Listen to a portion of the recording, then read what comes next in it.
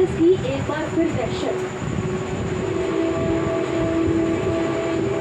एशियाई देशों में फिर फूटा कोरोना बम। क्या एक बार फिर आने वाली बड़ी मुसीबत? कोरोना का कितना बड़ा वार? क्या फिर लगेगा लॉकडाउन?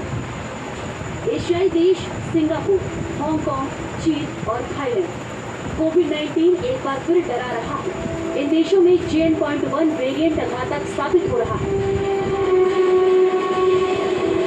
सिंगापुर में मई 2025 की शुरुआत में 14,000 से ज्यादा मामले सामने आए। यह आंकड़ा पिछले साल से 28% ज्यादा है। हांगकांग में 10 हफ्तों में मामले 30 गुना बढ़ गए। हांगकांग में कोरोना से 30 से अधिक मौतें दर्ज की गई। चीन में भी मामले तेजी से बढ़ रहे हैं। चीन में टेस्ट पॉजिटिविटी रेट दोगुनी हो गई। थाईलैंड में कोरोना के केस में भारी उछाल देखा गया। ये आंकड़े डराने वाले हैं। भारत के भी कई राज्यों में कोविड-19 के इस नए वेरिएंट ने दस्तक दे दी। भारतीय स्वास्थ्य मंत्रालय के आंकड़ों के मुताबिक देश में 19 मई तक कोरोना के 257 एक्टिव केस दर्ज किए गए। 257 एक्टिव केस में से 164 नए हैं। सबसे ज्यादा एक्टिव 95 मामले केरल में हैं। उसके बाद 66 तमिलनाडु में, 56 एक्टिव केस महाराष्ट्र में है। अहमदाबाद में 20 मामलों के बाद एक्टिव केस 31 हो गए हैं। ताज़ा 2 मामले दिल्ली के सटे गुरुग्राम में आए हैं।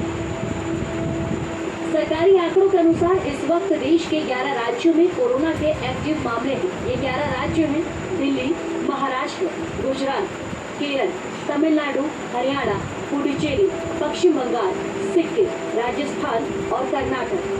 बताया जा रहा है कि यह वेरिएंट ओमिक्रॉन के प्रकार का ही है। ओमिक्रॉन वेरिएंट पहली बार अगस्त 2023 में सामने आया था। उसी का डिसेंडेंट है। JN.1 और ओमिक्रॉन का डिसेंडेंट जो है वही एक वेरिएंट मालूम पड़ रहा है। स्पेशली सिंगापुर में, हांगकांग में, मलेशिया में जो केसेस हैं वहाँ पे थोड़े से बड़े हैं। मोर देन 10,000 केसेज देखे गए हैं।